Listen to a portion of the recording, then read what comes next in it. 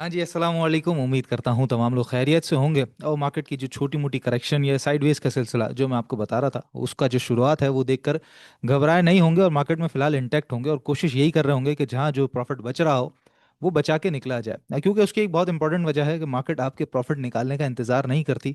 वो कैसे होता है वो भी मैं आपको बताता हूँ। फिलहाल तो ये है कि 1,48,815 पे हमारा इंडेक्स बंद हुआ है और 677 पॉइंट माइनस है। इंट्राडे के अंदर अप एंड डाउन काफ़ी तेज़ रहा। 586 पॉइंट प्लस, उसके बाद 735 माइनस, फिर उसके बाद प्लस भी गई थी मार्केट एक दफ़ा दोबारा, और उसके बाद जो करीबन ऑलमोस्ट 700 पॉइंट माइनस साइड पे बंद हुई है। ज़्यादा जो पॉइंट्स निकले हैं वो कमर्शियल बैंक्स की तरफ से ज़्यादा, अगर सेक्टर वाइज हम देखेंगे तो ज़्यादा निकलते हुए नजर आए।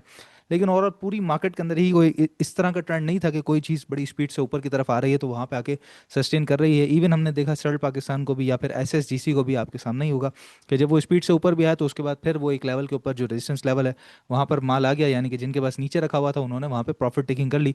सिवाय एक ट्वीट हमें बड़ा अच्छा नजर आया जो कि लास्ट वीडियो के अंदर मैंने आपको बताया भी था ट्वीट के हवाले से।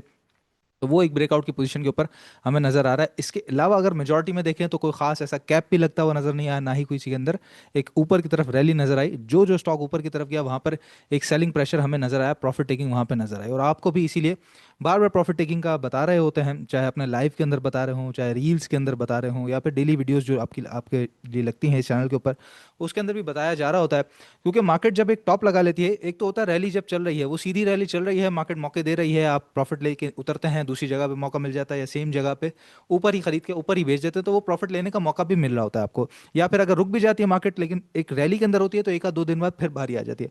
लेकिन जब मार्केट एक जगह पे जाके रुक जाती है, जहाँ पे टॉप लगा देती है, जैसे अभी थोड़े वक्त पहले 1,17,000 पे मार्केट आके रुकी, उसके बाद नीचे गई, फिर उसके बाद आके एक अरसे तक फंसी रही, वो बेसिकली होता है इंडिकेशन मार्केट की तरफ से। मार्केट आपको इशारा दे रही होती है जब पहली दफा नीचे जाके ऊपर आ जाती है। तो इस दफा भी यही हुआ, 151 पे जाके नीचे गई, वापस 151 पे आई जुमे के दिन, और उसके बाद नीचे चली गई।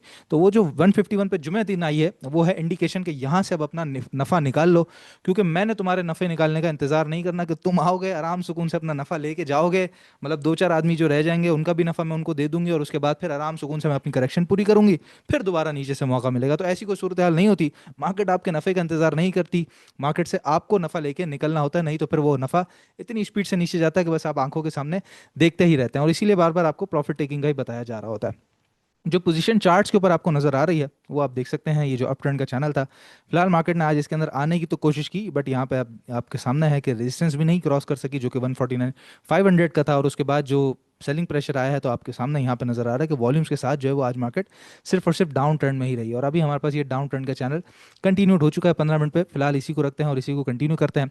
तो इसके हिसाब से अगर हम देखें तो एक सपोर्ट तो हमें करीबन नज़र तो आता है यहाँ पे 148 500 के करीब करीब, जिसके almost near to support area market वहाँ से वापस पलटी भी। लेकिन बहुत एक अच्छा जो सपोर्ट है वो बेसिकली ये जोन बनता है 1,47,800 से लेके 1,47,500, इनिशियल मेजॉरिटी जहाँ पे मार्केट का एक बेस बनी हुई है वहाँ पे मार्केट का एक सपोर्ट बनता है कि यहाँ पे आके मार्केट रुके, कंसोलिडेट करे। बेसिकली ये उसी जोन की बात है जो 1,45 से 1,50 में जुमेरात की वीडियो में मैं आपसे बात कर रहा था कि उसी जोन के करीब करीब कहीं ना कहीं मार्केट अपने आप को कंसोलिडेट करेगी। तो ये तो शॉर्टर टाइम फ्रेम के ऊपर हमने देखा कि एक बहुत एक अच्छा सपोर्ट एरिया मौजूद है। लेकिन जो बड़ा टाइम फ्रेम है डेली, उसके अंदर पोजीशन आप देख सकते हैं, ये जो 1,05,000 का मार्केट ने सबसे पहला बॉटम लगाया था, वहीं से अगर चैनल लेके चलते हैं तो उसके बाद मार्केट के पास 1,17 का टॉप, फिर उसके बाद एक 16 का टॉप, उसके बाद 1,18 का टॉप, और उसके बाद जब मार्केट ऊपर आई है तो यहाँ पर डबल टॉप भी हमें नजर आता है और उसके बाद चैनल का भी टॉप नजर आता है। और इसका जो बॉटम है फिलहाल वो ऑलमोस्ट 142,700 143 ये बनता है। इससे पहले भी यहाँ पर एक सपोर्ट एरिया हमें यहाँ पे नजर आ रहा है, मैं मार्क कर देता हूँ आपके पास ही,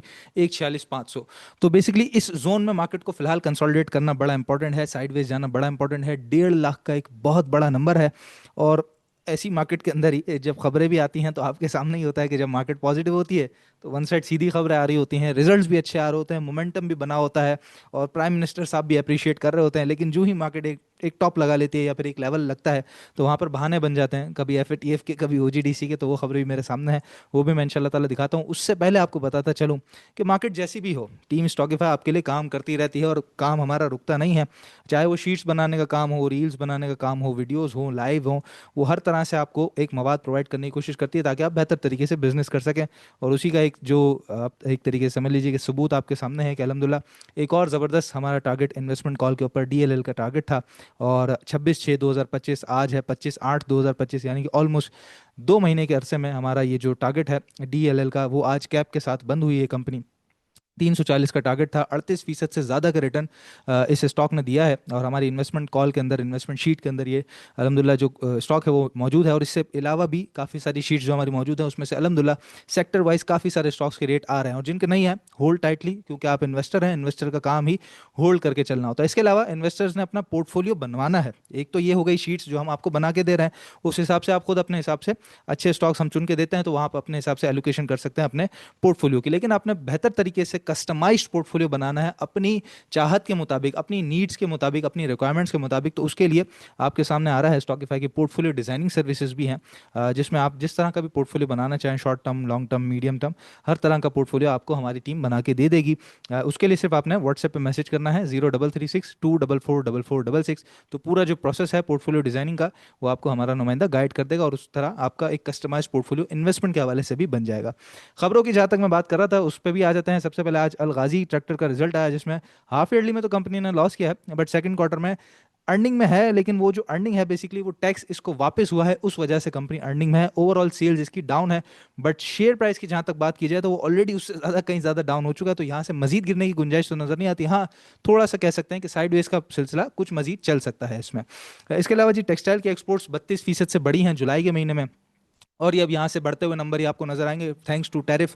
जो इंडिया के ऊपर ज़्यादा टैरिफ लगा है, तो अब हम कंपेटिटिव मार्केट के अंदर आ चुके हैं, तो यहाँ से टेक्सटाइल्स की एक्सपोर्ट तो काफ़ी बढ़ती हुई नजर आएंगी। इसके अलावा कार्स की जो इंपोर्ट है वो 61% पे चली गई है जुलाई के महीने में। और साथ ही हमारे सामने नंबर भी आ रहे थे सुजुकी की जो ऑल्टो है, ऑल्दो वो लिस्टेड नहीं है, लेकिन उसकी भी जो नंबर हैं वो 75% से गिरे हैं।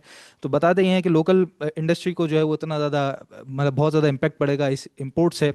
बट लोकल इंडस्ट्री भी किस तरह काम कर रही है आप देख रहे हैं। जो बेहतर कंपनीज हैं वो बड़ी आगे निकल गई, जिस तरह इंडस है, जिस तरह साजगार है, जिस तरह जीएल वगैरह है। जब वो प्रोडक्ट मार्केट में लाते हैं तो बड़ी स्पीड से बढ़ जाते हैं, तो इसलिए आपने परेशान नहीं होना, उनकी जो अपनी वर्किंग है उसके ऊपर ज़्यादा ध्यान रखना है। पेट्रोलियम सेक्टर के रिलेटेड पाकिस्तान गवर्नमेंट जो है वो फाइनलाइज करना चाहती है, एक रिफॉर्म जो है वो लेकर आ रही है, ताकि ये जो कंपनीज है फाइनेंशियल डिस्ट्रेस से बाहर निकल सकें। इसके अलावा आईटी जायंट जो पाकिस्तान का है, सिस्टम्स लिमिटेड, वो कहता है कि इंडिया के ऊपर जो टैरिफ लगे हैं उसकी वजह से पाकिस्तान की पूरी आईटी इंडस्ट्री को, सिर्फ एक सिस्टम्स को नहीं, पूरी आईटी इंडस्ट्री को बहुत बड़ा फायदा हो सकता है। तो आईटी सेक्टर ने पिछले कई सालों से उस तरह परफॉर्म भी नहीं किया, तो इसलिए नज़र बड़ी रखनी है कि कौन सी कंपनी किस तरह परफॉर्म करती है। ये भी बड़ा इंपॉर्टेंट होगा देखने के लिए। तो अगर आईटी एक्सपोर्ट्स किसी पर्टिकुलर कंपनी की काफ़ी ज़्यादा शो हो रही हैं, ऑल्दो इतना ज़्यादा नहीं होता लेकिन फिर भी शो हो रही हैं, अगर उनके रिजल्ट्स अच्छे आ रहे हैं, तो यहाँ से उनके अंदर एक अच्छा चांस बन सकता है। और इसके अलावा टेक्नोलॉजी की तो शीट आपके सामने हमारी मौजूद ही है। आज का स्टॉक डिस्कस कर लेते हैं, उसके बाद आपके स्टॉक्स की तरफ बढ़ते हैं। सबसे पहले दो स्टॉक्स हैं आज हमारे पास। सबसे पहले है एयरलिंक, ये डेली चार्ट्स के ऊपर है, और ये वैसे तो अप ट्रेंड के अंदर नहीं आ सका, लेकिन जो ब्रेकआउट हुआ था वो बड़ा शानदार हुआ था, और उसी को बेसिकली एक तरीके से यहाँ पे रीटेस्ट करने आ रहा है। एक छोटा मोटा गैप भी था वो भी फिल कर दिया, और आज जरा कुछ यहाँ पे नीचे आया है, तो हमें साफ नजर आता है कि ईमा 200 को यहाँ पे रीटेस्ट करने आ रहा है, जो कि 152 के करीब करीब है। स्ट्रिक्ट स्टॉप लॉस बहुत छोटा सा है, 149 के नीचे नीचे लगेगा। ये 155 से 152 ये आपका बाइंग जोन है। पहला टारगेट छोटा शॉर्ट टारगेट किसी लेके निकलना है तो 158 से 160 का है। सेकंड टारगेट 169, और फिर 172 के टारगेट के लिए आप एयरलिंक को कंटिन्यू करके चलेंगे। रीटेस्टिंग अच्छी होकर पलटना शुरू हो तो बाइंग बनेगी इसके अंदर। इसी तरीके से दूसरा स्टॉक है हमारे पास मैपल लीफ, और ये मैपल लीफ की बड़ी स्विंग मैं आपको बता रहा हूँ, जिसके अंदर ये मंथली चार्ट्स के अंदर वापस आया, और बड़ा अच्छा एक आप देख सकते हैं यहाँ पे चैनल की फॉर्मेशन। जब से ये पैदा हुआ है स्टॉक, 2000 से हमारे पास डाटा है, तब से लेके अब तक, अब जाके जो है वो ये ज़बरदस्त दोबारा अपने रेंज के अंदर वापस आया। और इस मंथ की कैंडल प्लस वॉल्यूम्स काफ़ी ज़्यादा बेहतर है, और पिछले महीने भी काफ़ी ज़्यादा एक्यूमुलेशन हो चुकी है।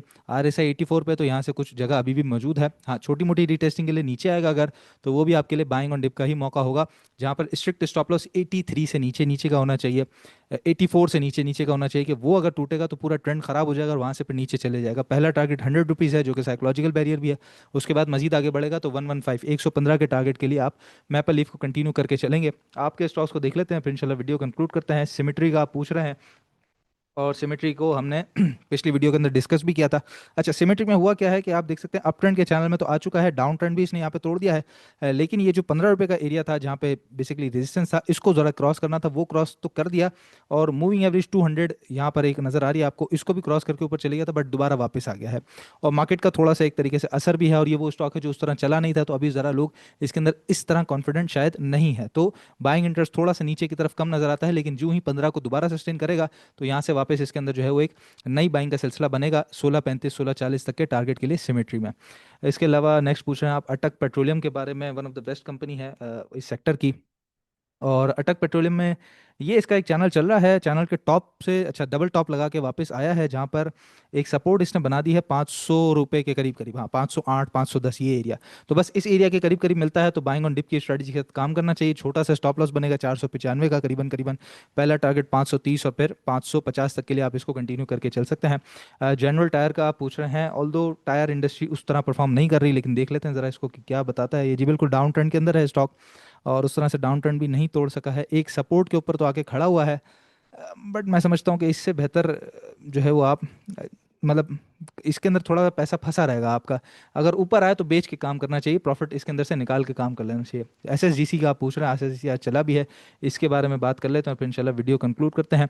और एसएसजीसी में पोजीशन ये चैनल के अंदर ज़रा वापस आया है आज, और इसने अपना डाउन ट्रेंड भी तोड़ा है। बट ये जो एक इंपॉर्टेंट एरिया था खास तौर पे 42 रुपये 50 पैसे का, उसको सस्टेन करना बड़ा इंपॉर्टेंट है।